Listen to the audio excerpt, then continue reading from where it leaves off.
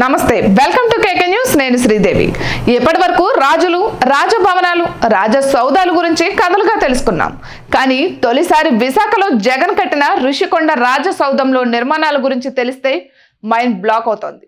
ప్రతి నిర్మాణం ప్రత్యేకమే, అంతర్జాతీయ ప్రమాణాలతో కూడుకున్నది. ఈ భవనాల్లో అంతర్గత అలంకరణల కోసం ఏకంగా 1312 రకాల వస్తువులను వినియోగించారు. శ్వేతవర్ణంతో మెరిసిపోతున్న భవంతులు, భారీ ప్రవేశ ద్వారాలు, విశాలవంతమైన పడక గదులు, వాటికి ఏమాత్రం తీసుకొని స్థానాల గదులు, ఇలా అన్ని ప్రత్యేకమే. కేవలం భవనాలే కాదు, ప్రాంగణమంతా ఖరీదైన పచ్చికలు, విశాలమైన లాన్లు, సుందరమైన ఉద్యానవనాలను తీర్చిదిద్దారు. కనుచూపు మేరలో విశాలమైన నీలి సముద్రం సోయగాలు కనిపించేలా డిజైన్లు తీర్చిదిద్దారు. కళింగ బ్లాక్ లో 2 భవనాలను సీఎం కార్యాలయం కోసం నిర్మించారు. గజపతి, వేంగి బ్లాక్లను సహాయక సిబ్బంది, ఇతర అధికారుల కోసం నిర్మించారు. భవనాలను భారీ స్తంభాలు, ప్రాకారాలతో ఇంద్ర భవనాల్లా తీర్చిదిద్దారు. ఈ భవనాలను అనుసంధానిస్తూ విశాలమైన నడవాలు నిర్మించారు. అన్ని గోడలకు విదేశాల నుంచి తెచ్చిన పాలరాయి తాపడం చేశారు. ఏ భవనం చూసినా శ్వేత, ముదుర గోధుమ వర్ణాలతో మెరిసిపోయేలా తీర్చిదిద్దారు. ప్రవేశ ద్వారాలను సైతం 100 అడుగుల ఎత్తులో, అంతే వెడల్పుతో భారీగా ఏర్పాట్లు చేశారు. వాటికి ఇరువైపులా పాలరాయి నిర్మాణాలతో కూడిన ఎత్తైన ఆకృతులను చెక్కారు. బాత్రూంలకు సైతం సెంట్రలైజ్డ్ ఏసీ ఏర్పాటు చేశారు.